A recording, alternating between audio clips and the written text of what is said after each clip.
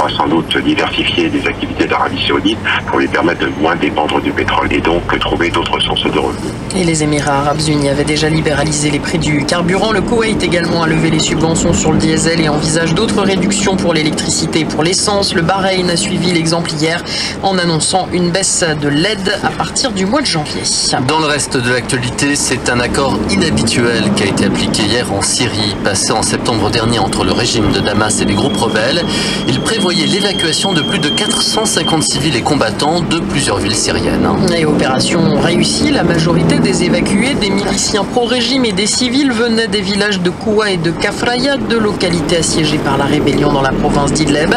Ils ont été conduits jusqu'en Turquie où 2 avions les ont emmenés à Beyrouth où ils sont pour le moment soignés avant d'être réemmenés à Damas. Les autres sont des combattants rebelles assiégés à Zabadani par les forces de Bachar el-Assad et ont fait eux le chemin inverse, Beyrouth, puis la Turquie où ils rejoindront ensuite une autre région syrienne.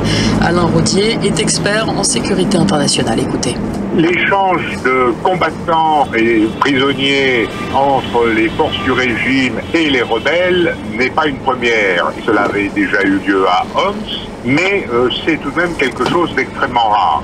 Ça montre une chose, c'est que pour échanger, il faut que les rebelles se sentent en position délicate et généralement les 3 villages dont on parle étaient quasi encerclés par les forces légalistes et le Hezbollah libanais. Donc au lieu de finir le combat, les forces légalistes ont préféré se livrer à des tractations. Très souvent d'ailleurs, ces activistes sont présents avec leurs familles, donc ça épargne également les civils, mais cela donne aussi une image de marque du régime qui est différente, c'est-à-dire un régime qui ne s'entête pas à terminer des sièges par des massacres, donc on peut dire que les 2 parties sont gagnantes. La Syrie où malgré cette réconciliation locale, la violence se poursuit. Un triple attentat a visé Homs. Le bilan humain s'établit selon les sources entre 19